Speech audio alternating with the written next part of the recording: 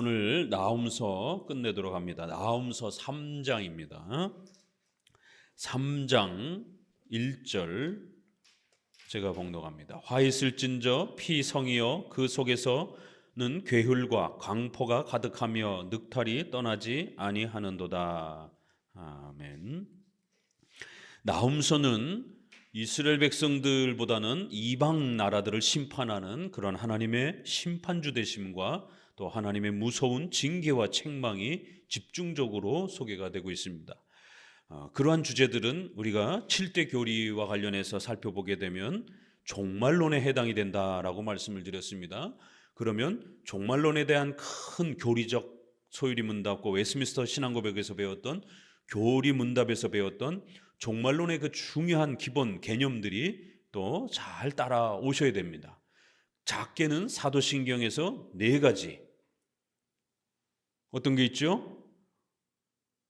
몸이 다시 사는 것과 영원히 사는 것을 믿습니다. 2개, 우리 개인과 관련해서 2개, 예수님과 관련해서 예수님이 저리로서 산 자와 죽은 자를 심판하러 다시 오실 것입니다. 예수님의 재림, 또 예수님의 최후 심판, 이렇게 사도신경에서는 좀 더 줄여서 종말론과 관련해서 가장 핵심적인 것이 우리 개인과 관련해서 우리 몸의 육체 부활과 또 영생이라고 하는 이러한 중요한 교리와 그리스도의 재림 또 최후 심판의 4가지가 종말론의 가장 중요한 핵심 내용임을 가르치고 있습니다.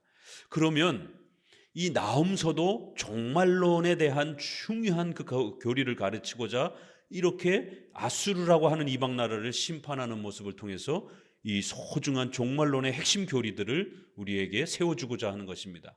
그러면 사도신경과 관련해서 4개가 이 나훔서에서도 나오는 겁니다. 이 4개가 다 나올 수도 있고 이 중에 1, 2개가 나올 수도 있고, 이렇게 항상 성경 해석은 먼저 문자적 해석, 이것은 아수르에 대한, 다가올 아수르의 심판에 대한, 바벨론에 의해서 아수르가 심판받는 그런 장면이에요. 그러니까 역사적 해석인 것이죠. 그렇기 때문에 아수르가 어떻게 멸망해 갈 것인지를 문자적으로 잘 읽어내야 됩니다.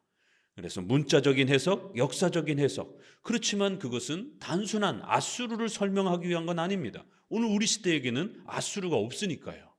그래서 이 아수르를 함부로 중국이나 러시아라든가 이러한 북한에다가 함부로 적용하면 큰일 나는 것입니다. 종말론은 세대주의처럼 특정한 인물, 특정한 사건, 특정한 국가, 특정한 영토, 지역, 여기에 초점을 맞춰서 해석하면 큰일 납니다. 그렇게 되면 시한부 종말론에 빠지게 됩니다. 왜요? 그게 안 맞아버리게 되면 틀리잖아요. 그렇게 되면 또 이야기를 해야 되고, 만약에 그 장소와 그 시간도 그 인물도 틀려버리게 되면 또 다른 또 이야기를 또 해야 되고, 그러면 그 사람 말은, 그 목회자의 말은, 해석은 계속해서 틀리게 되잖아요. 그러면 결국 설교의 권위도 떨어지는 것입니다.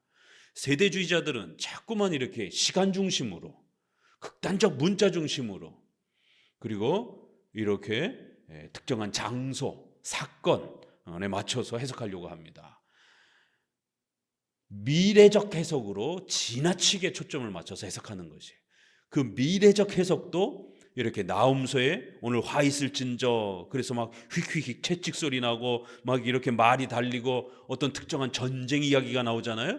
그러면 세대주의자들은 아무튼 이런 구절만 나오면 막 자꾸 흥분합니다. 그래서 이거를 7년 대환란, 결국 휴거 직전에 일어나는, 천년왕국 전에 일어나는 그러한 특별한 전쟁과 사건으로 자꾸만 그렇게 음모론적으로, 시한부 종말론적으로 그렇게 해석을 합니다.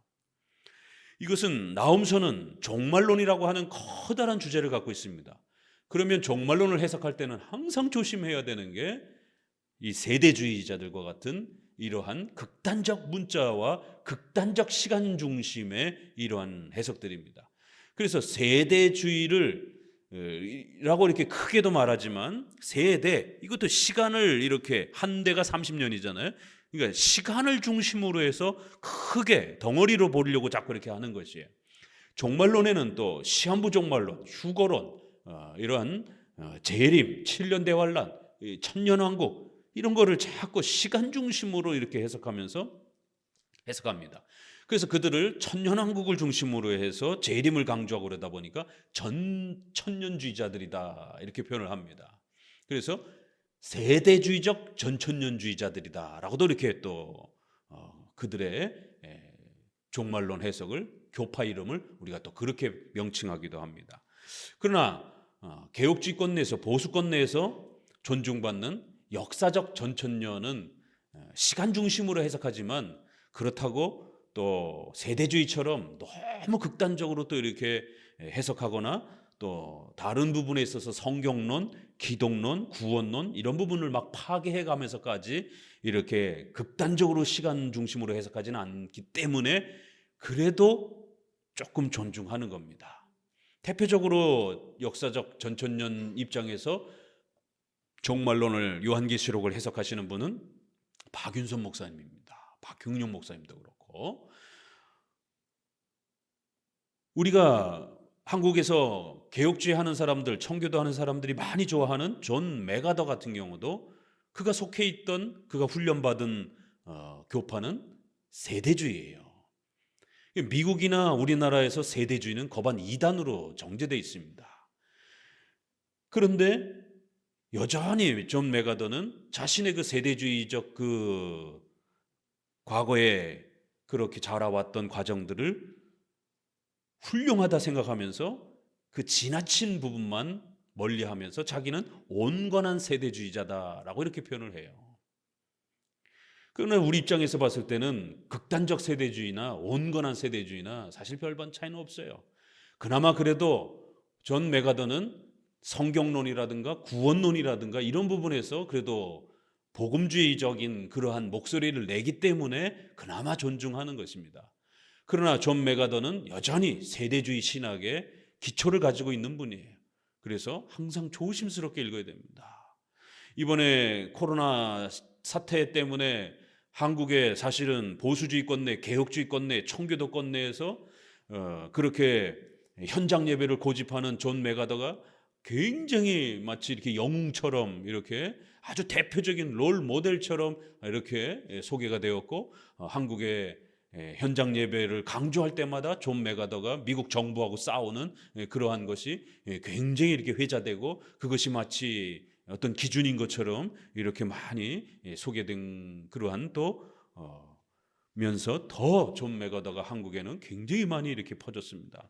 그러나 존 맥아더의 성경 주석의 요한계시록이나 또 나훔서라든가 또 다니엘서라든가 스가랴서라든가 이렇게 종말론과 관련된 이런 해석들 보게 되면, 이런 전쟁 얘기 나오면 이거 다 아마겟돈 전쟁이라고 그러고 이거 다 천년왕국 직전에 벌어지는 그러한 특수전쟁이다라고 자꾸만 그렇게 너무 지역 중심으로, 시간 중심으로, 미래적 해석으로 자꾸만 이렇게 해석을 합니다.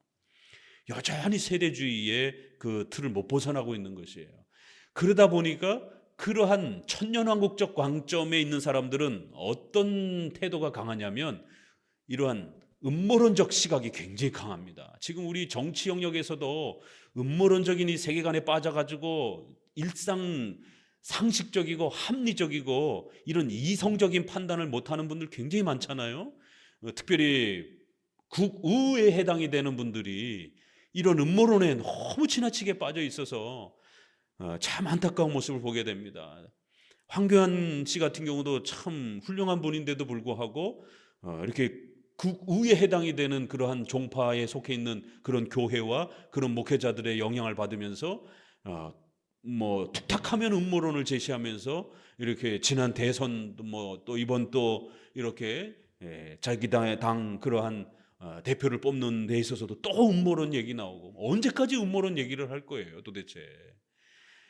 그러니까 이러한 부분에서 백신도 음모론이고, 그래서 성도들 백신도 못 맞게 하고, 이런 음모론 때문에 과학적이고 합리적이고 이성적인 생활을 못하게 만드는 어떤 일이 벌어지겠어요? 완전히 삶이 피폐해집니다.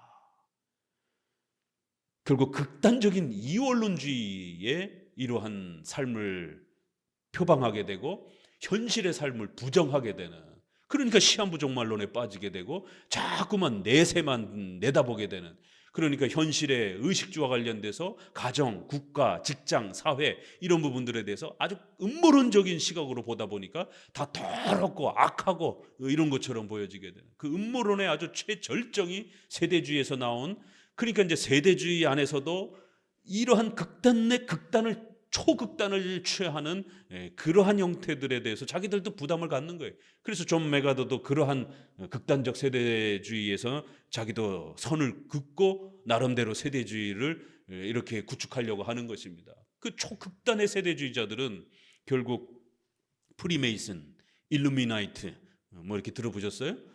단일 정부 이렇게 해서 세계에 세워진 모든 이런 국가위정자들도 다 그 프리메이슨들이 뒤에서 조직하는, 영화에서나 우리가 보는 것처럼 그렇게 세계의 정부를 조작하는, 그래서 이번에 코로나도 그렇게 그 IBM 사장 누구죠? 빌 게이츠를 이용을 해가지고 결국 그렇게 전 세계 전염병을, 바이러스를 퍼뜨려가지고 수많은 인구 조절 목적으로 이렇게 전쟁을 일으키고 바이러스를 해갖고 결국 인구를 감소시키고 이런 식량 문제라든가 이런 부분들은 이제 그 정부가 해결해가는, 이거 완전히 UFO 같은 얘기예요. 그런데 의외로 한국의 프리메이슨, 일루미나이트, 단일 정부, 백투 예루살렘, 시오니즘에 빠져있는 세대주의의 이러한 관점에 빠져있는 사람 굉장히 많습니다. 목회자들도 그렇고 성도들도 그렇고 신학자들도 그렇고요. 책을 읽다가 일루미나이트, 프리메이슨 뭐 이러면서 우리가 이런 거 조심해야 된다. 그러니까 이러한 부분에 극단적인 이러한 종말론의 이러한 관점들이 한국처럼 두 번의 전란을 겪은 일제시대 때, 또 6.25 시대, 또 이런 코로나 전염병, 이런 세계적인 국가적인 이런 재난과 재해를 겪게 되면 이런 극단적 음모론자들이 더 활개를 칩니다. 결국 그 끝은 어디예요? JMS처럼 여성들은 성을 빼앗고 또 남자들은 돈을 빼앗고 어차피 종말이 올 거니까 이제 그 모든 것 다 교주에게 갖고 와라, 이런 식으로 결국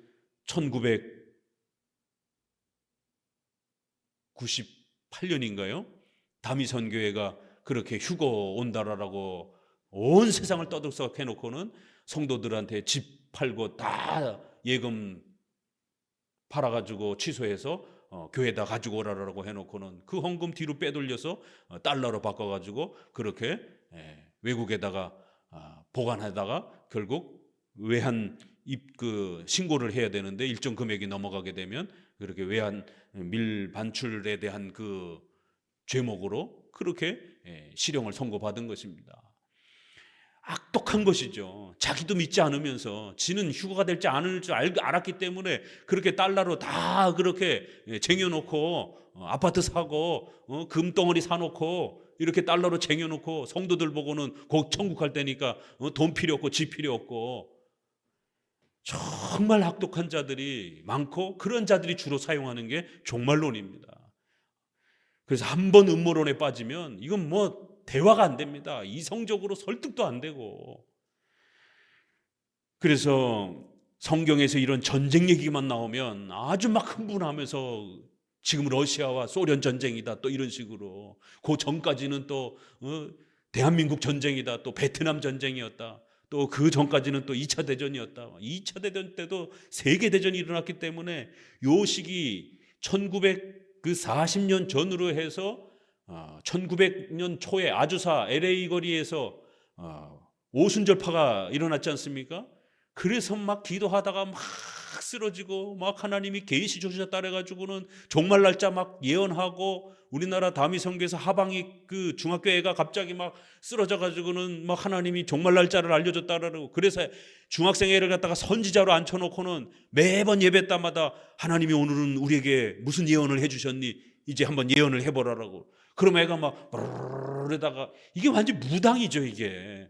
그래놓고 하나님이 조금 있으면 이 땅에 또 뭐가 일어날 것이다라고. 이런 일들이 1900 초에 아주사 거리에서 흑인들이 모여서 그렇게 기도하다가 지금 에즈버리 그 부흥회처럼 그렇게 막 기도하다가 갑자기 사람들이 팍팍 쓰러지고 방언하고 막 소리 지르고 떨고, 이런 걸 성령의 역사라고 이렇게 해석하면서 결국 아주사 거리에서 오순절파가 일어났고, 결국 그들을 오순절파라고 부르는 것은 사도행전의 오순절 사건이 그대로 재현되는 것처럼 주장을 했기 때문에 그들을 오순절파라 그런 겁니다.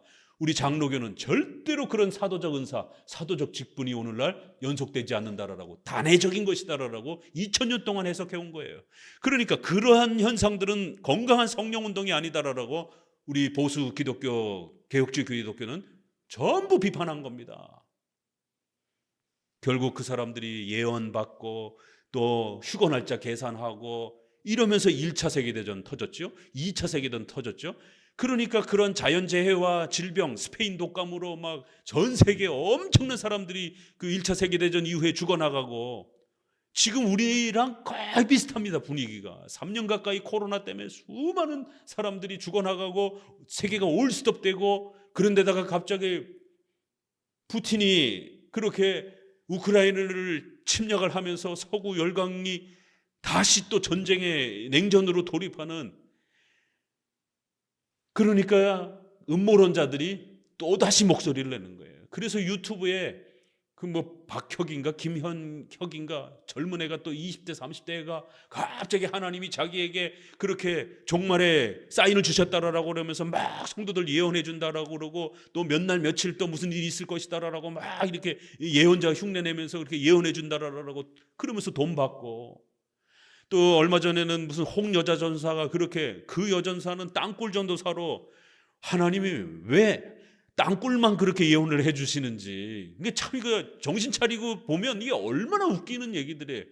최근 JMS에서 이 넷플릭스에서 터지면서 아주 지금 사회 문제가 되고 있잖아요. 아니 정상인이 보게 되면 어떻게 저런 데 빠질 수 있나라고 하지만 빠질 수 있는 거예요. 인간이기 때문에. 인간은 종교적 존재이기 때문에 그렇게 빠질 수 있는 것입니다. 그래서 조심해야 되는 거예요. 이 홍전사는 하나님이 땅굴만 그렇게 예언해 준다라고, 어느 지역에 땅굴이 있다라고, 이게 북한이 땅굴을 파내서 전쟁을 일으키려고, 바로 그 전쟁이 여기 휙휙하는 소리, 바퀴 달리는 소리, 말 달리는 병거 소리, 이런 성경에서 나오는 종말 직전에 이제 북한이 쳐내려고 하는 징조와 사인이다라고 하는, 이게 전형적인 세대주의의 이러한 전천년적인 천년왕국적인 그러한 해석이죠. 그래서 이 사람들은 성경에 전쟁 얘기만 나오면은 끄집어다 대가지고는 그렇게 이 전쟁은 어떤 전쟁이라고 그러면서 또 하나님이 직접 계시를 주셨다고 그러면서, 그래서 국방부에서는 민원이 들어오니까 그거를 무시할 수는 없잖아요. 공무원들은 그 한 번 시추에서 구멍 뚫는데 수천만 원씩 들어가요. 그래갖고 구멍 뚫고, 그런데 또 없어요. 그 또 한 달 뒤, 두 달 뒤에 또 이번에 하나님이 어디 이쪽 지역에 땅굴이 있다라고 또 예언 주셨다라고, 국방부에 여기 땅굴이 있다라고 징조가 보였다라고. 그래서 나중에 하도 심해가지고 결국 국방부에서 그 홍전사를 갖다가 공무집행 방해죄로 이렇게 해가지고 결국 그 손해배상, 그 땅굴 그 시추한 비용 청구서까지 제시하면서 그렇게 아주 해프닝을 일으켰던 적이 있습니다. 인터넷 지금 다 나와요. 그래 놓고는 그 땅굴을 통해 가지고 이제 최후 전쟁이 일어난다고 그러면서 자기 목회하는 그 성도들 집 팔아 가지고 재산 정리해 가지고 저기 동남아 지역으로 피신 가자라라고 그러면서,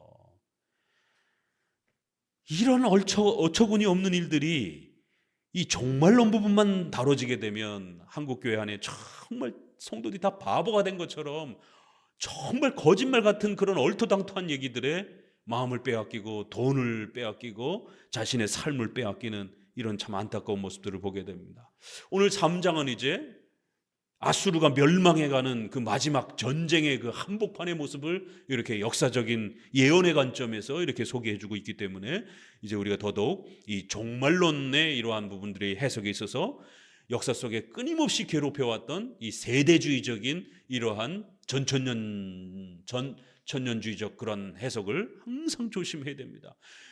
기독교 강요만 해도 그때도 벌써 천년왕국자들이 있었기 때문에 이 땅에 또 그렇게 지나치게 시간에 임박해서 천년왕국을 문자주의로 해석하는 자들은 악독한 자들이다라고, 그들은 정신 나간 자들이다라고, 미친 사람들이다라고 이런 표현을 써가면서 책망을 합니다.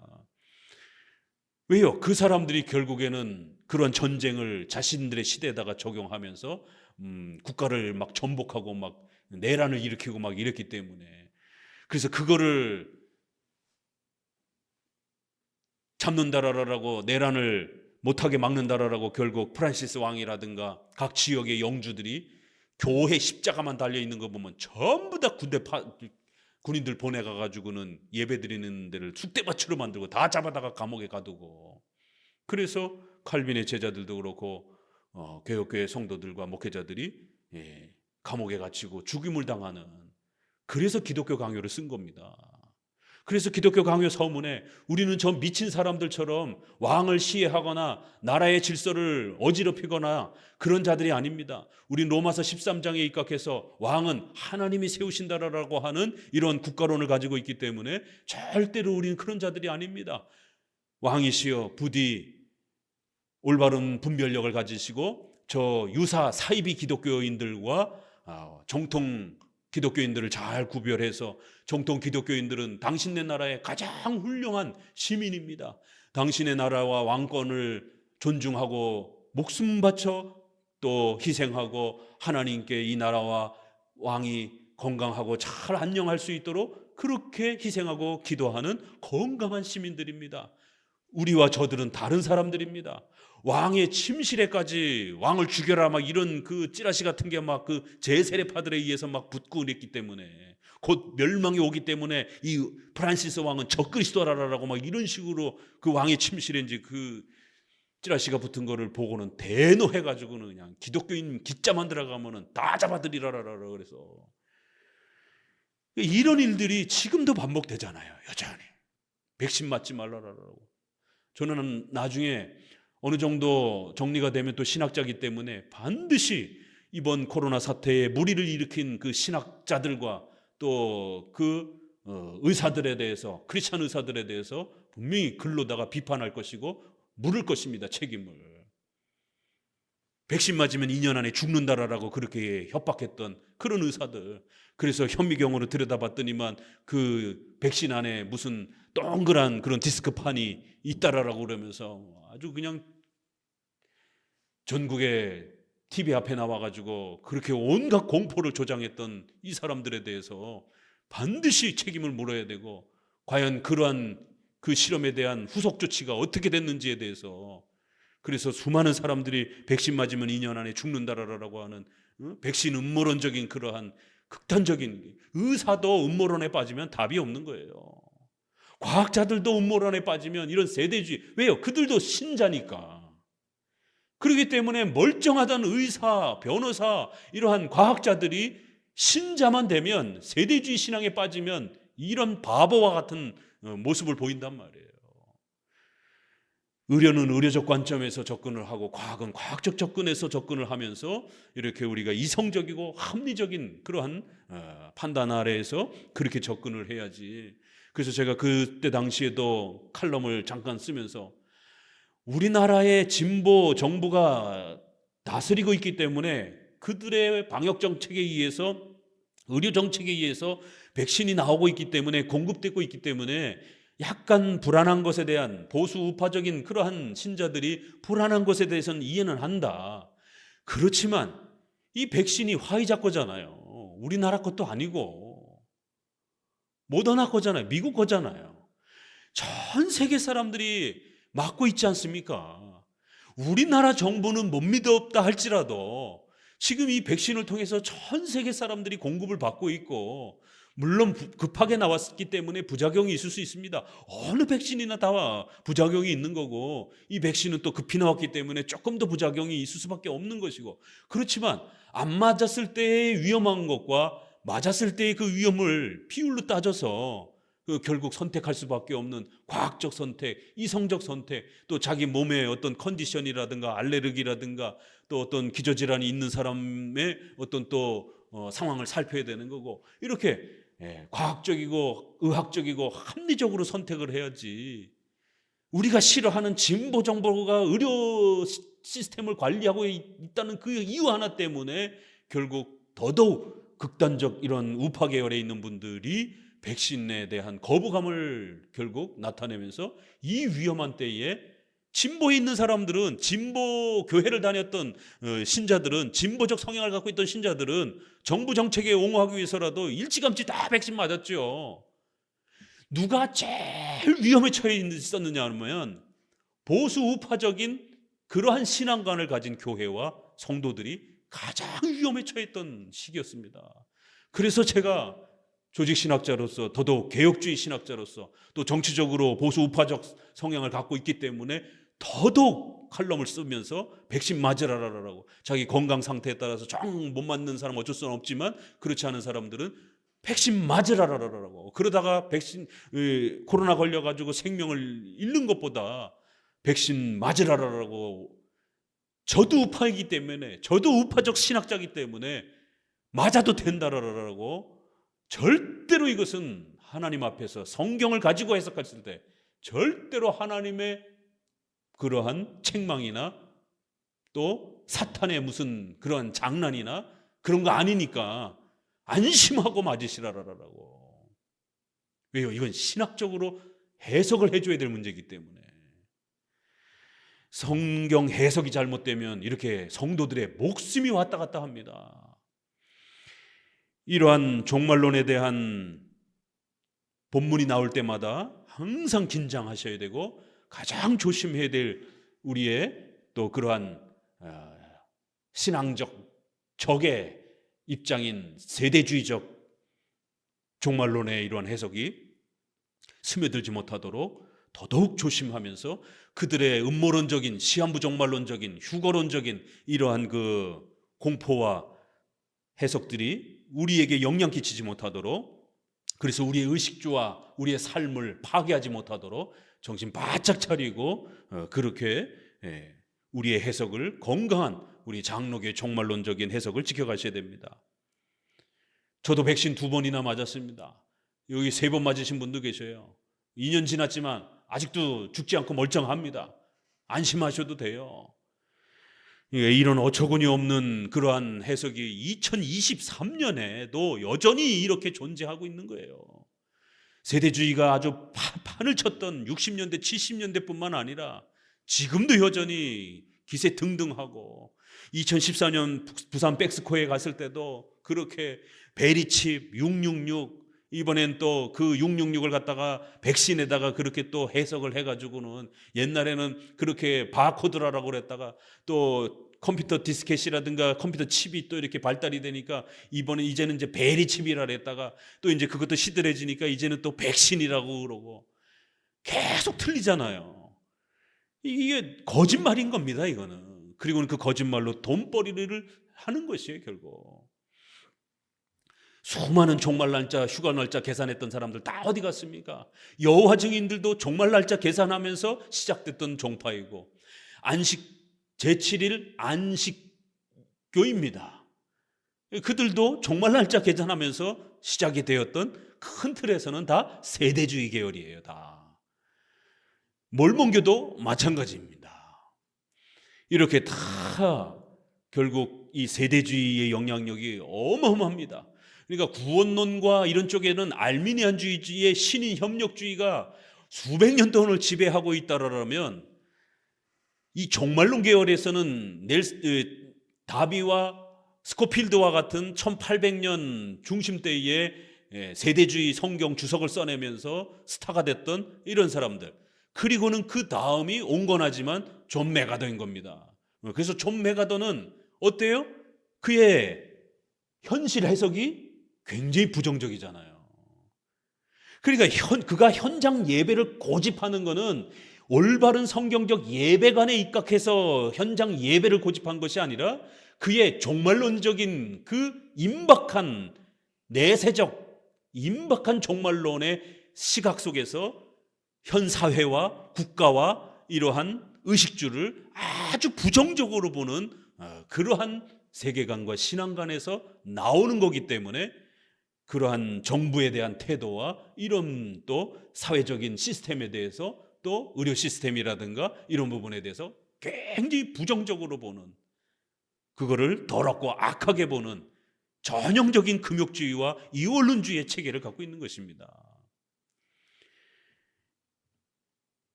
이러한 세대주의의 위험성은 1800년의 다비뿐만 아니라 한 걸음 1700년으로 넘어가게 되면 존 웨슬레와 결국 조나단 에드워드와 결국 플로링 하우젠이라든가 테넌트라든가 이러한 사람들하고 연결이 되는 거고, 그 사람들이 어디서 그런 아이디어를 가지고 왔느냐면 토마스 굿인이라든가 존 커튼이라든가 뉴잉글랜드 사람들이 그렇게 이러한 극단적 시간 중심적 내세적 해석을 했습니다.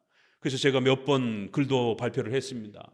1664년에 토마스 굿인이 그렇게 휴거 날짜를 계산을 했고 예수님이 재림하신다라고 영국에서 한다고 그랬다가 이제 영국에서 피난 가갖고 뉴잉글랜드로 사람들이 정착을 하니까 존 커튼은 이제 거기가 천년왕국이 자기들이 천년왕국의 중심이 될 것이다라고 하는 강렬한 그런 선민의식에 빠져서 우리가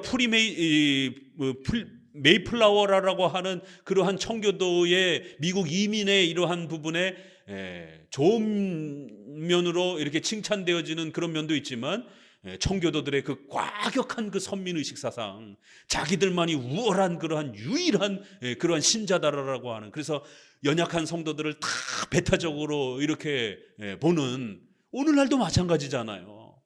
그러한 선민의식, 자기들의 땅, 자기들의 혈통, 자기들의 그런 민족, 그래서 거기를 뉴 잉글랜드라고 하는 새로운 영국이라고 하는 이러한 영국 사람들의 아주 그 자존심 높은 그러한 그 혈통주의적인 선민의식이 결국 신앙을 지배하면서 그렇게 자기들의 그 땅에 예수님이 재림하실 것이다라고 하는 그 장소를 특정화했고, 또 시간까지도 1664년, 그게 틀리니까 또 수정을 해가지고 1668년인가요?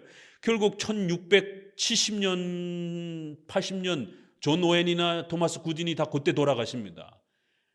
죽을 때까지 시간을 몇 번 계산을 해서 결국 자기들 동료들끼리도 엄청나게 싸우고, 이게 청교도 자료에 다 나옵니다. 청교도라고 해서 다 건강한 게 아닙니다. 이 특별히 종말론, 성령론, 교회론 쪽에는 회중파 청교도들의 이러한 부분들이 굉장히 위험한 해석들이 많습니다. 그래서 동료들도 왜 자꾸 그렇게 날짜 계산하느냐라고 계속해서 그걸 좀 거북스럽게 생각하는 분들은 또 비판하기도 하고, 또 토마스 굿인의 그러한 날짜 계산하는 법들을 갖다가 옹호하면서 같이 또 날짜 계산을 하기도 하고, 이러한 극단적 시간 중심적 문자주의적 장소 중심적 천년왕국 중심적 해석은 결국 회중파 청교도들에 의해서 꽃을 피웠고, 그것이 1700년 1800년으로 넘어가면서 다비와 스코트필드가 어디서 그걸 가져왔겠어요? 그 아이디어를. 그 다 토마스 굿인에게서 가져온 겁니다. 토마스 굿인은 그 당대의 조세프 미드라라고 하는 사람이 요한계시록 주석이라고 하는 것을 쓴 그 책을 수용하면서 많은 힌트를 거기서 가지고 와서 자신의 종말론 해석에 적용을 합니다. 이 조세프 미드는 굉장히 극단적인 이러한 그 문자주의자입니다. 이런 부분에서 교회사 역사를 우리가 500년만 봐도 칼빈이나 또 웨스트민스터 총회에 있는 우리 건강한 장로교적 청교도 계열 또 개혁주의 분들은 이러한 종말론을 그렇게 시간 중심적으로 천년왕국 중심적으로 그렇게 내세론적으로 음모론적으로 그렇게 해석하지 않았다라는 것입니다. 항상 문법적, 역사적, 교리적 해석을 하고 또 7대 교리 아래에서 해석을 하고 또 현재와 과거와 미래 전체를 존중하면서 해석하고, 그래서 분명히 내세의 천국이 있지만 현세에서 우리 성도들이 의식주와 또 가정과 직장과 사회와 국가에서의 이러한 각각의 그러한 삶의 사명들을 또 잘 감당하는, 그래서 우리가 이거를 섭리적 종말론이라고 그래요. 하나님의 섭리의 뜻을 따라 오늘 우리 시대에 우리가 살아가는 시대에 각자 또 책임을 지며 사명을 감당하는 거예요. 그러면서 내세를 바라보면서 살아가는 것입니다. 절대로 한 개인을 지나치게 적그리스도로 특정화해도 안 되고, 또 어떤 사건과 전쟁과 재난과 기근을 종말론 직전에 어떤 그러한 특수사건으로 해석을 해서 성도들에게 공포적인 종말론을 조장해서는 절대로 안 된다는 거예요. 섭리적 종말론, 내일 종말이 온다 할지라도 오늘 우리가 맡겨진 십계명에 대한 책임, 처녀 총각들은 결혼하셔야 되는 거예요. 아셨어요? 내일 최후 심판이 온다 할지라도 오늘 결혼을 하셔야 되는 겁니다. 그게 섭리적 종말론인 것이에요. 언제 종말론이 올지 모르기 때문에 그날과 그때는 모른다라는 거예요. 분명히 예수님께서 모른다라고, 알 수 없다라고 하는 이 대원칙을 우리는 지키는 겁니다. 근데 왜 자꾸 알려고 하냔 말이에요. 왜 자꾸 알 수 있다라고 지정하냔 말이에요. 여기서부터 벌써 틀린 겁니다. 그렇기 때문에 우리는 섭리적 종말론을 따라서 하나님이 내가 언제까지 살지, 또 언제 종말이 올지 모르는 거예요. 그냥 생명 주신 그 기간 동안 우리의 십계명을 따른 각각의 사명들을 목사로서, 성도로서 또 열심히 최선을 다해서 하루하루 살다가 내일 죽을 수도 있는 거예요. 그럼 하나님 부르시면 가는 겁니다. 또 최후 심판이 또 내일 올 수도 있는 것이고, 이렇게 절대로 세대주의적 종말론에 빠지면 안 된다라는 것, 요걸 먼저 큰 아웃라인으로 이제 마지막 나훔서를 마감하면서, 이 나훔서는 이방 심판에 대한 이야기이기 때문에 이런 이방 심판은 결국 최후 심판에 대한 하나님의 징계와 심판에 대한 종말론을 가르치는 것이다라는 것. 그러면 종말론은 중요한 주제들이 소개가 되어 있고 그 정도를 배우는 것이지 그 이상을 이제 넘어가서 호기심적인 그런 종말론의 그러한 이야기들을 끄집어내면 안 되는 겁니다. 그건 성경이 침묵하고 있기 때문에. 그래서 반드시 몸이 다시 사는 것과 영원히 사는 것, 그래서 우리 성도들은 반드시 영생에 이러한 소망이 있기 때문에 이 땅에서 우리가 조금 억울해도 악인들이 또 하나님의 섭리의 계획 가운데 하나님의 특별한 목적으로 악한 자를 세우기도 한다라고 우리가 작정과 섭리교회에서 배웠잖아요. 그래서 악인들이 내 삶의 주변에 등장을 한다 할지라도 하나님의 뜻인 겁니다. 이유가 있으니까, 필요가 있으니까 그렇게 세우시는 것이에요. 그러한 악인들이 우리 곁에 삶에 등장한다 할지라도 절대로 사적인 복수로, 사적인 원한으로 그렇게 복수하려고 함부로 덤벼들면 안 되는 것입니다. 그러면 죽을 때까지 같이 원수 갚으려고, 복수하려고 마음에 병이 들면서 같이 악마가 되는 것이에요. 그러면서 병 들어가는 겁니다. 죽어가는 거예요. 같이 죽어가는 거예요. 인생을 완전히 망치게 됩니다. 복수심에 가득 찬 한평생을 살게 되는 것이에요. 하나님의 섭리를 생각하면서 개인적 사적 복수를 하지 마시고, 로마서 12장 그 19절인가요? 있는 것처럼 복수는 나의 것이다라는 것, 너희가 복수하려고 하지 말라라는 것, 하나님께 맡기라는 것.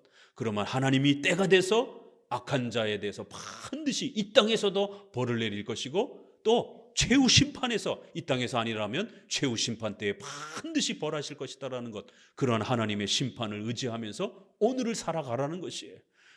이러한 것이 왜요? 오늘 우리의 삶이 끝이 아니기 때문에, 영원한 미래의 삶이 있기 때문에, 몸과 영혼이 다시 사는 것을 우리는 믿는 자들이기 때문에, 지금만 사는 것이다라면 우리를 한평생 괴롭혔던 자들 얼마나 억울합니까? 복수도 못하고 국가에서, 법원에서 제대로 벌하지도 않고 돈 있는 사람들 다 빠져나가고 좋은 변호사 써서 얼마나 억울합니까? 그럴지라도 참고 견디고 인내하라는 거예요. 하나님을 생각하면 참을 수 있는 겁니다. 섭리를 생각하면 참을 수 있는 것이에요. 그럼 분노가 좀 가라앉게 됩니다. 그래서 이런 섭리신앙을 모르는 일반 신자들은 분노가 치솟는 것이에요. 아무리 신자라 할지라도 그 분노가 억제되지 아니하서 결국 개인적 복수를 하게 되고, 그래서 신자라 할지라도 막 삶이 망가지는 이런 고통스러움을 겪게 되는 겁니다. 절대로 개인적 복수를 하면 안 되고, 이러한 나훔서, 또 요나서, 또 우리가 오바댜서, 이러한 이방 심판을 행하는 그런 하나님의 심판주 되시는 종말론적인 이러한 교리를 잘 배워서 몸과 영혼이 다시 사는 것, 그리고 예수님이 반드시 심판하실 것이다라는 것, 예수님을 고백하고 믿는 것 때문에 우리가 핍박받았고 고통받았던 것, 예수님이 전부 다 헤아려 살피시고 계신다라는 것. 그래서 예수님이 이 땅에 다시 올 때 예수님을 믿는 것 때문에 우리가 핍박받았던 거 전부 다 갚아줄 거라는 거예요. 왜요? 그 예수님이 심판주로 오실 것이니까. 그래서 참으라는 거예요. 그래서 견디라는 거예요. 지금 다 국가가 복수해주지 못한다 할지라도, 또 하나님이 지금 당장 다 악한 자들을 멸망시키지 않는다 할지라도 섭리를 의지하면서 그 원한과 복수를 내려놓고 이 땅에서 우리가 감당해야 될 섭리적 사명을 감당하면서 한평생을 때로는 눈물을 흘리고 때로는 억울함이 쌓이기도 하지만 그걸 견뎌내면서 하나님 의지하면서 사명 감당하면서 그렇게 살아가라는 것이에요. 그럼 언젠가는 반드시 하나님이 이 땅에서도 또 장차 최후 심판에도 이렇게 우리가 앞부분에서 노아와 그 홍수 심판에서도 최후 심판의 모델을 보고 위안을 삼는 거예요. 또 소돔과 고모라의 이 불유황 심판을 통해서도 악인들이 어떻게 벌을 받는지 하나님은 이미 여러 차례 성경을 통해서 하나님은 반드시 악한 자를 심판하신다라는 것에 대해서 우리에게 용기를 줬습니다. 약속하셨습니다. 또 그 이후로 이렇게 애굽이 출애굽을 통하여 벌 받는 장면, 또 아수르가 이렇게 벌 받는 장면, 또 바벨론이 벌 받는 장면, 수도 없이 하나님은 여러 번에 걸쳐서 교회를 괴롭힌 악한 자들을 반드시 벌하신다라고 하는 이 땅의 역사 속에서도 벌하시고 장차 최후에는 더 무섭게 벌하실 것이다라는 것을 성경을 통해서 여러 번 우리에게 약속하고 거듭거듭 위로하고 있는 것입니다. 그러면 그 하나님의 무서운 심판, 위대한 심판, 하나님의 작정과 섭리의 심판을 믿고 이 땅에 다소 힘들고 억울하고 다소 좀 힘든 시간들을 눈물을 흘리면서 견뎌가라는 것이에요. 예수님도 그렇게 십자가에 못 박혀 죽으시면서 예수님도 당장 거기서 심판을 행하지 않으신 것입니다. 왜냐하면 거기서 만약 심판을 행했더라면 우리의 구원의 문제는 완전히 무너져 버리잖아요. 예수님조차도 그 심판을 해야 될 때가 목적이 있는 것입니다. 그래서 그때는 절대로 로마를 전멸시킨다든가 십자가에서 쫙 내려온다든가 이러실 수 없는 것이에요. 그때는 제자들도 예수님도 다 같이 눈물을 흘리면서 그 예수님의 고통스러운 죽음을 함께 경험하고 견디고 지켜냈어야 되는 것이에요. 그건 바로 구원의 위대한 역사가 이루어지는 시간이었기 때문에. 그럼 오늘 우리 시대에도 여전히 또 교회가 고통받는 데는 목적이 있는 거예요. 우리 성도들이 이 땅에서 억울하게 고통받는 데는 분명히 또 예수님의 그 십자가 사건만큼은 아니어도 그것을 또 증명하고 그 예수님의 십자가의 위대한 사건들의 그 열매로서 우리 교회가 받는 고난을 그리스도의 고난이라고까지 얘기하잖아요. 남은 고난을 채워간다라고까지도 이렇게 얘기를 한단 말이에요. 교회가 고난받는 장면들을. 그래서 사울을 향하여, 교회를 핍박하는 사울을 향하여, 교회의 성도들을 잡아 죽이려고 다메섹 동호상으로 가던 그 사울을 향하여 사울아 사울아 왜 내가 나를 핍박하느냐라고 그렇게 호되게 책망하잖아요. 교인들을 잡아 죽이려고 가고 있었던 건데 예수님은 그 교인들을 핍박하는 것이 곧 나를 핍박하는 것이다라고, 그렇게 되면 하나님 앞에 그리스도 앞에 엄중한 책망을 받는다라고 그렇게 경고하는 것이에요. 그럼 오늘날 교회가 핍박받는데도 하나님의 뜻과 때가 있는 것입니다. 아직은 악인들을 살려둬야 되는 그러한 목적과 하나님의 작정과 섭리의 뜻이 있는 것이에요. 그렇기 때문에 사탄은 이러한 것들을 악용해서 성도들이 참지 못하게 만들고, 그래서 임박한 시한부 음보론적인 그러한 종말론을 통해서 성도들이 공포와 복수적인 그러한 마음에 사로잡히도록 그렇게 악한 성경 해석으로 끌고 가면서 성도들의 삶을 망치려고 하는 것입니다. 사탄이 가만 내비두겠어요? 그렇기 때문에 이러한 혼돈을 우리는 잘 극복해내면서 마태복음 24장, 누가복음 21장, 마가복음 13장 복음서의 종말론입니다.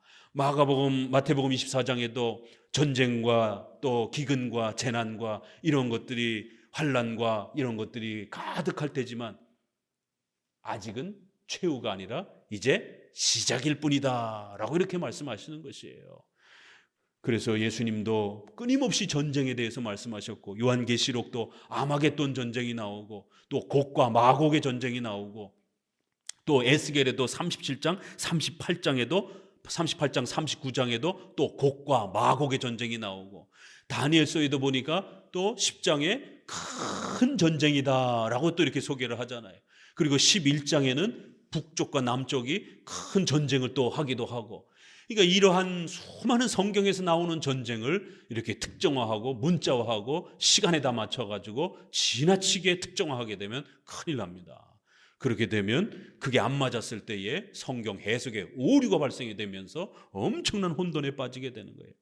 그래서 이렇게 이방 나라들을 아수르든 바벨론이든 어떤 나라를 선택해서 하나님이 심판을 경고하고 가르칠 때는 이렇게 과거에, 우리에게 있어서는 과거가 되고, 이 당시에 나훔서의 선지자의 말씀을 듣던 성도들에게는 미래가 되는 거고, 그렇지만 또 그 나훔은 과거에 있었던 소돔과 고모라, 노아의 심판, 또 바벨론, 애굽에 대한 심판, 이런 걸 끄집어다가 똑같이 얘기하는 것입니다. 성도들아, 두려워하지 말고 참고 견디고 인내하면서 개인적 복수에 빠져들지 말고 하나님 의지하면서 하나님이 반드시 심판으로 징계할 때까지 하나님의 작정과 섭리를 의지하면서 사명 감당하면서 살아가라는 것이에요. 반드시 하나님이 복수하시고 반드시 하나님이 악인들을 멸하실 것이다. 그래서 한편으로는 교회와 성도들에 대한 위로를 주면서도 또 불신자들과 악인들에 대해서는 하나님이 얼마나 무서운 분인지를 가르치는 것이 바로 종말론의 목적인 것입니다. 자, 이제 이런 부분으로서 이제 3장을 한번 마무리해 봅니다. 화 있을진저 피의 성이여, 화 있을진저 이러면 구약에서도 그렇고 신약에서도 예수님도 화 있을진저, 마태복음에 이렇게 여러 번 경고하는 그 화 있을진저 7 시리즈가 나오는데, 무서운 저주 선언입니다. 저주가 있을지어다, 이런 표현이에요. 피의 성이요, 아주 피로 가득한 악독한 성이라는 거예요. 그 속에는 괴울과 강포와 아주 포악스러움이 가득하다라는 것입니다. 2절부터 읽습니다. 휙휙하는 채찍 소리,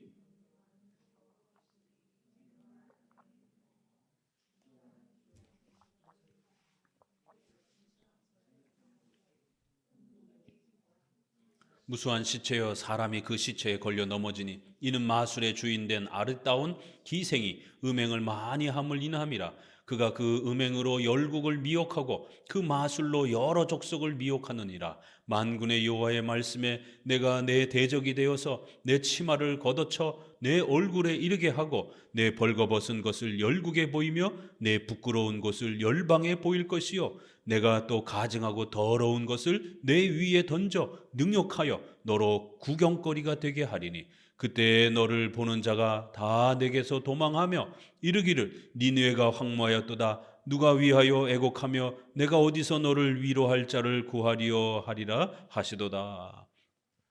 내용은 굉장히 간단해요. 그렇지만 이 아수르가 멸망하는 이 전쟁의 장면을 오늘 우리 시대에다가 우리가 이걸 어떻게 적용해야 될 건가는 굉장히 어려운 문제입니다. 왜요? 우리 주변에 아수르가 없잖아요.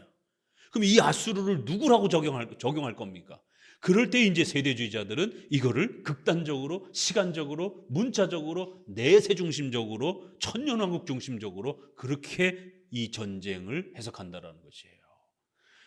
그래서 아수르가 직접적으로는 없으니까 살짝 변형해서 아수르의 어떤 지역적 특징, 북쪽, 그러면 이제 우리를 중심으로 해서 북쪽은 중국이나 러시아나 소련이 되니까, 북한이 되니까 이렇게 또 끌어오기도 하고. 그래서 조윤규 목사도 북쪽만 나오면 전부 다 그렇게 중국 빨간색 얘기만 나오면 성경에 붉은 용, 그런 빨간 걸 중국 사람들이 좋아하니까 전부 다 그렇게 중국을 갖다가 적그리스도 이 전쟁에서 사탄의 그룹으로 이렇게 해석을.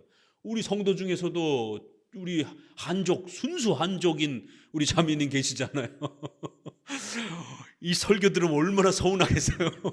목사님, 제가 적그리스도인가요? 그렇게 인종학적으로 해석하면 큰일 난다라는 겁니다. 그러니까 그런 부분에서 빨간색, 북쪽, 특정한 이런 부분들을 자기네들도 안 맞으니까 억지로 아수르라고 하는 나라가 없으니까 그건 그대로 대입은 해야 되겠고, 그러니까 아수르의 어떤 특징들을 그대로 약간 변형해서 끌어오려고 애를 쓰는 것이, 그건 억지 해석인 것입니다. 이건 순수하게 아수르인 것이에요. 그럼 아수르는 지나간 겁니다. 그렇지만 악의 세력이라는 것, 교회를 괴롭혔던 세력이라고 하는 이 영원히 적용되어지는 도덕적 성격은 남잖아요. 그렇죠? 바로 교회를 끊임없이 괴롭혔던 악한 국가, 악한 세력, 그러한 도덕적 규범은 남는 거예요. 그걸 가져다 적용하면 되는 겁니다. 그럼 오늘 우리 시대에도 아수르라고 하는 나라는 없지만 국가의 힘을 가지고 또 어떤 특정한 권력의 힘을 가지고 교회를 괴롭히는 그러한 악의 무리와 악한 정부와 악한 세력들은 얼마든지 있죠.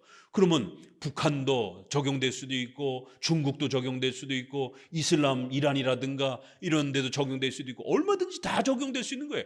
대한민국도 적용될 수 있는 겁니다. 대한민국에 그래서 진보 정부가 코로나를 핑계로 해서 교회의 예배를 방해하고 문을 닫으려고 할 때에 얼마든지 저도 그러한 정부를 향해서 하나님 앞에 벌 받을 수 있다라고 분명히 목사로서 그렇게 경고하면서 설교했던 것입니다. 그건 보수 정부냐 진보 정부냐 상관없어요. 2013년에는 박근혜 정부가 결국 WCC 부산 총회를 갖다가 문화관광부 행사로 50억이 넘는 그 어마어마한 행사비를 반을 국가에서 지원을 하면서 또 와서 축사까지 하고 막 이러면서 대대적인 국가 행사로 이렇게 하려고 했기 때문에 저희들이 반대위원회에 속해 있던 신학자들과 목회자들이 반정부 투쟁할 것이다라고 부산에 내려오셔서 축사하게 되면 이건 교인들끼리 신학 싸움이기 때문에 절대로 국가가 간섭하지 말라라. 국가가 개입하게 되면 마치 그 행사를 여는 쪽이 정통이 돼버리는 하나의 힘이 실려버리잖아요. 그렇기 때문에 부산시장하고 박근혜 대통령은 절대로 여기 오셔서 축사하지 말라고. 만약에 내려오시게 되면 그 축사하기로 되어 있었어요. 원래는 내려오신다라면 반대하는 교회와 교단들은 전부 다 반정부 투쟁할 거다라고. 그리고 또 하나 이슬람의 할랄 식품을 차관 때문에 돈 때문에 이슬람 할랄 식품을 들여오겠다라고. 할랄 식품 들어오게 되면 반드시 그 할랄 식품은 그 이슬람의 유대인과 같이 랍비와 같은 그 선생들이 그 이슬람 경전을 관리하는 선생들이 들어와서 검수를 해야 됩니다. 일반인이 검수하는 게 아니에요. 그럼 그 사람들 들어오게 되면 그 사람들 기도처 다 마련해 줘야 되고 이슬람이 국가에 의해서 공식적으로 자리 잡을 수 있는 그런 위태한 상황이었습니다. 보수 정부 아래에서. 그렇기 때문에 보수 정부라 할지라도 교회를 핍박하는, 교회를 무너뜨릴 수 있는 이런 위험한 어떤 정책을 펼친다라면 어떤 정부든 교회를 위협하는 정부는 목회자를 통해서 하나님 앞에 아수르가 멸망한 것처럼 그렇게 멸망당할 수 있다라고 엄중히 책망해야 되는 것입니다. 저는 2번 다 책망했어요. 그때도 그렇게 일선에 나서서 글로 논문으로 이거는 교회의 싸움이라는 것. 그래서 결국 박근혜 대통령은 안 오셨습니다. 다행히. 이렇게 국가와 관련돼서 악한 정부가 이렇게 교회를 핍박하려고 하는 이러한 방식이 있어서는 나홈서 시대나 우리 시대나 똑같이 일어날 수 있는 것이에요. 왜요? 사탄은 교회를 괴롭히기 위해서 그 악한 정부를, 악한 위정자들을 얼마든지 사용할 수 있기 때문에. 종교개혁 시대에는 또 그러한 프란시스 왕이라든가 또 이렇게 가톨릭 왕들, 피의 메리 여왕이라고 하는 영국에서는 또 메리 여왕이 이렇게 교회를 완전히 전멸시키는 이러한 악한 정책을 펼 수 있는 것이죠. 화 있을진저 피가 가득한 피의 메리여. 이게 낙스가 설교하는 거예요. 이 나홈서를 가지고. 목사님들의 피를 흘린 피 묻은 그 여왕의 악독한 여자의 손에 하나님이 반드시 아수르가 멸망한 것처럼 너도 멸망할 것이다라고. 이런 설교가 낙스의 설교집에 그 첫 번째 편지, 첫 번째 선언, 두 번째 선언, 나팔 선언이라 해서 악독한 여왕에 대한 하나님의 무서운 징계 선언, 이렇게 해서 간략한 한 2페이지 정도 되는 메리 여왕을 저주하고 책망하고 비판하는 그러한 선언문이 국가 위정자에 대한 비판 선언문이 낙스의 그런 글로 2번씩이나 나옵니다. 그래서 메리 여왕이 아주 노발대발하고 낙스 잡아오면, 목 잘라오면 현상금을 아주 어마어마하게 주겠다라고.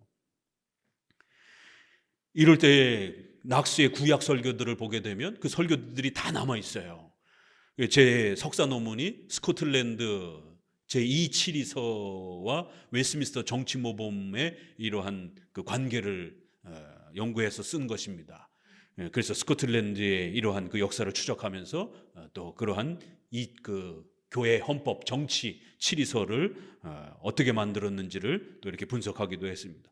보면 구약 설교를 하는데 제가 봐도 이거 오늘날 구약의 이러한 책망과 비판을 위정자한테 그냥 다이렉트로 적용해도 될까 싶을 정도로, 저도 약간 주저할 정도로 막 그냥 다이렉트로 막 책망하는 거예요. 이 아수르의 피의 성이요 막 이런 거를 갖다가 그냥 그 메리 여왕한테 이 피가 가득한 여왕이요 막 이러면서 이거 조금 이렇게 걸러서 이렇게 조금 이렇게 해석을 통해 가지고 이렇게 뭐 적용을 해야 되는 거 아닌가. 그런데 낙스는 구약 해석법에 있어서 충분히 그게 가능하다라고 본 겁니다. 그래서 이제 이거를 잘못 이해하는 사람들이, 세대주의자들이 봐라, 낙수도 이거 그냥 문자적으로 그냥 자기 시대에다가 그냥 다이렉트로 적용하지 않았느냐. 아니요, 낙스가 그렇게 적용했던 것은 우리 개혁주의 해석 법칙의 범위를 안 넘어섰어요. 그 범위 안에 있으면서 메리 여왕이 거기에 적용이 된다라고 판단되어졌을 때는 거의 문자적 비슷하지만 그렇게 적용한 것이지 무조건 그렇게 문자적으로 다이렉트로 적용한 게 아닙니다. 그런데 처음 이렇게 이제 그 낙스의 설교, 구약 설교를 보는 분들한테는 굉장히 당혹스러울 정도로 아주 그 현장감 넘치게 이런 표현들이 아주 그냥 직설적으로 자신의 시대의 그 여왕과 악독한 가톨릭 군주들을 향하여 하나님 앞에 죽을 각오하라라고 이렇게, 그래서 10,000명의 군인보다 낙스의 설교가 더 무섭다라고 하는 이 유명한 메리 여왕의 말이 있는 겁니다. 그래서 낙스의 그 설교를 전해 듣고 나면은 메리 왕이 잠을 못 자고 막 벌벌 떨고 그랬다라고 하는 이러한 이야기들이 나옵니다. 휙휙 소리, 채찍 소리 이러면서 많은 전쟁이 결국 아수르가 하나님 앞에서 바벨론에 의해 멸망당하는 것을 아주 상세하게 이렇게 아주 생동감 있게 그려낸 겁니다. 그래서 많은 그러한 그 음녀처럼, 그렇게 창녀처럼, 그렇게 몸을 파는 그러한 창녀처럼 마술의 주인된 아리따운 기생이 음행을 많이 행함으로 아수르에 의해서 수많은 나라들이 우상 숭배와 온갖 그러한 폭력과 악행으로 그렇게 물들었다라는 거예요. 이 결국 이 우시야 왕이라고 하는, 꼭 기억하라 그랬죠? 우시, 좀 발음이 세니까 그걸 기억하면서 기억하시라라고. 이 문둥병된 왕 우시. 우시, 안 외워지면 그렇게라도 외우세요. 우시야 왕. 아수르와 조공 바치러 갔더니 막 아수르의 막 그 성전에 막 이방신 선전이 어마어마하게 화려한 거예요. 와, 신이 진짜 막 거기에 막 임한 것처럼, 야, 우리도 이렇게 휘황찬란하게 멋있게 하면 어떨까? 와서 그 예루살렘 성전 보니까 너무 초라한 거예요. 그래서 와서 예루살렘 성전에 그 물두멍부터 시작해갖고 번제단 다 뜯어낸 겁니다. 이 악독한 왕이. 그래서 막 선지자들이 막 책망하고 그러는데도 다 뜯어낸 거예요. 그리고는 아수르 모델로 싹 바꿔놓은 겁니다. 그래놓고 나중에 지가 제사장까지 역할까지 하려고 덤벼들다가 선지자가 목숨을 걸고 왕이여 그렇게 하면 큰일 납니다. 그랬더니만 제사장을 죽이려고 손을 확 내밀다가 거기서 문둥병으로 확 변하면서 결국 왕권을 아들한테 물려주고 쫓겨나는 겁니다. 이러한 장면들을 통해서 하나님이 얼마나 무서운 분인지를 이렇게 보여주는데, 바로 아수르가 이렇게 주변 나라들을 갖다가 온갖 우상 숭배로 빠지게끔 그렇게 악독을 저질렀던 그런 나라라는 거예요. 만군의 여호와의 말씀이 반드시 너의 치마를 걷어 올려서, 마치 여성이 그렇게 성폭행을 당하는 그러한 장면처럼 전쟁에서 여성들이 적군들에 의해서 그렇게 성폭행을 당하는 아주 수치스러운 그 장면을 아주 이렇게 생생하게, 여성들이 보면은 조금 좀 불편한 표현이지만 이건 고대의 이제 그러한 전쟁의 그러한 문화를 그냥 그대로 그냥 전쟁에서 벌어지는 일들을 갖다가 그대로 그냥 생동감 있게 그냥 써준 겁니다. 이렇게 여성들이 수치를 당하는 것처럼 너가 많은 사람들에게 결국 짓밟힐 것이다. 8절에 내가 어찌 노아몬보다 낫겠느냐. 그들은 강들 사이에 있으므로 물이 들렸으며 바다가 성루가 되었고 바다가 성벽이 되었으며 구스와 애굽이 그 힘이 되어 한이 없었고 북과 루빔이 그의 돕는 자가 되었으나 그가 포로가 되어 사로잡혀 갔고 그 어린아이들은 길 모퉁이에 메어침을 당하여 부서졌으며 그 존귀한 자들은 제비 뽑혀 나뉘었고 그 모든 대인들은 사슬에 결박되었나니 너도 취한 바 되어 수물이라. 너도 대적을 인하여 피난처를 찾아보리라. 구스와 애굽, 붓, 루빔 이거 다 역사적 해석을 해야 되는 거예요. 그때 당시에 아수르를 도왔던 협력했던 그런 많은 나라들, 또 아수르보다도 더 먼저 있었던 애굽의 그러한 어마어마한 강대한 힘을 가지고 있었던 나라. 그런데 그런 나라들도 어떻게 됐다고요? 멸망할 때 결국에는 그 자녀들이 산채로 땅바닥에 메어침을 당하면서 그렇게 죽임을 당하고 귀족들은 다 포로로 개 끌려가듯이 그렇게 끌려갔다라는 거예요. 너도 11절 이제 너도 그렇게 될 것이다라는 거예요. 너도 대적을 인하여 피난처를 찾아보리라. 너의 모든 산성은 무화과 나무에 처음 익은 열매가 흔들기만 하면 먹는 자의 입에 떨어지는 것처럼 너가 멸망하는 거가 얼마나 쉬운 일인지. 감나무 다 익으면 어떻게 돼요? 그냥 툭 치기만 하면 그냥 감 우르르 떨어지듯이 그렇게 무화과 나무 떨어지는 것처럼 너무 쉬운 일이라는 거예요. 너희가 멸망하는 것은.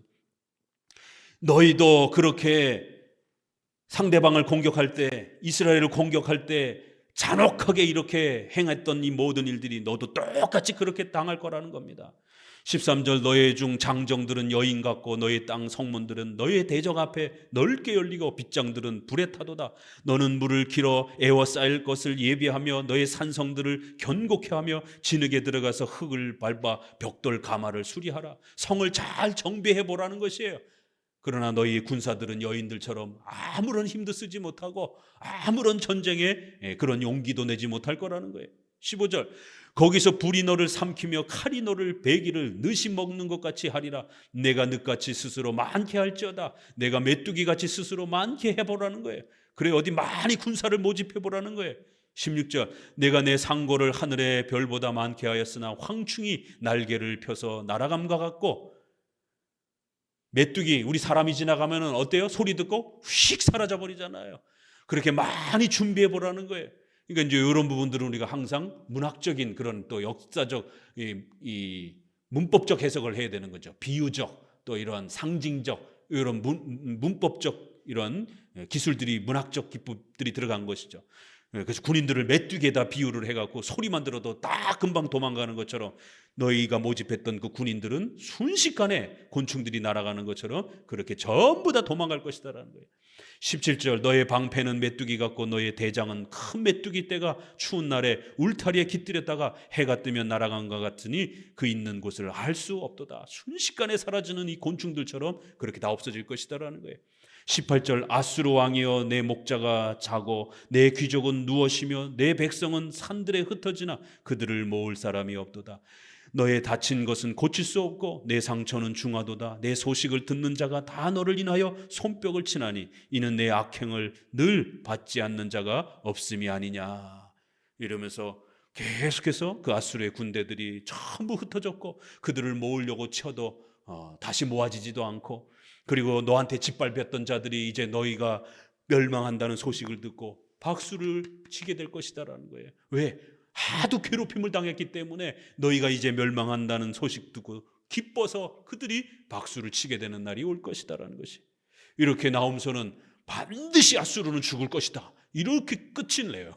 그러니까 이러한 무서운 장면을 함부로 내가 미워하는 사람 또 특정한 사람에게다 이렇게 대입하면 큰일 나는 거죠. 이건 마치 복수하는 어떤 그런 아주 무서운 하나님의 심판의 저주 선언 같은 그러한 내용이기 때문에 이거는 개인의 복수에 대한 내용이 아니라 종말론적인 하나님의 심판을 이렇게 무섭게 우리에게 알려주고 또 과거에 아수르를 멸망시켰던 이런 반드시 하나님이 예언한 대로 멸망시킨 것처럼 오늘날 우리 교회를 어지럽히고 괴롭히는 자들을 반드시 조만간에 이 땅의 역사 속에서도 멸망시킬 수도 있으시고, 또 그렇지 않다라면 최후 심판 때에 이들이 아수르가 발가벗겨져서 이렇게 처참하게 짓밟히는 것처럼 악한 자들은, 교회를 괴롭혔던 자들은 전부 다 멸망할 것이다라는 것. 그렇기 때문에 우리가 하나님을 두려워하고 무서워해야 된다는 거예요. 특별히 우리 신자들은 그런 심판주 되신 하나님을 믿고 의지하면서 이 땅에서의 많은 고난과 어려움들을 이겨내면서 견디면서 살으시라는 것이에요. 그것이 하나님의 심판주 되심을 우리가 믿고 또 의지하는 성도들의 자리라는 것입니다. 절대로 우리가 나서서 우리가 개인적으로 복수하고 우리가 원하는 대로 그렇게 억울함을 풀고 이러한 방식은 올바른 신앙의 방식이 아니라는 것입니다. 하나님이 심판주 되셔서 그 역사 전체를 끌고 가신다는 것이에요. 이렇게 성경은 곳곳에서 종말론을 가르치면서 이 전체 역사의 주인이 누구신지, 그 전능하신 심판주 되신 창조주 되신 하나님을 우리의 마음에 의지하면서 그 하나님을 신뢰하면서 그렇게 하루하루를 안정되게 살아가는 것이 가장 올바른 종말론적 자세다라고 이렇게 가르치는 것입니다. 절대로 그 억울함을 지금 당장 풀려고 덤벼들지도 말고, 또 그 억울함을 그렇게 시한부 종말론적인 음모론적인 그냥 당장 죽어서 그렇게 천국 가려고 하는 그러한 회피론적인 그러한 허무주의적인 그런 자포자기적인 그런 방식으로 또 나아가게 되면 내 삶과 내 가족과 내 이웃의 삶들을 다 망치게 되는 또 그러한 또 심각한 상태가 벌어진다는 것입니다. 우리 장로교 개혁주의 종말론만이 섭리적 종말론으로서 현재와 미래 전체를 건강하게 그렇게 우리에게 담아내 줄 수 있는 그러한 소중한 종말론인 것입니다. 기도합니다.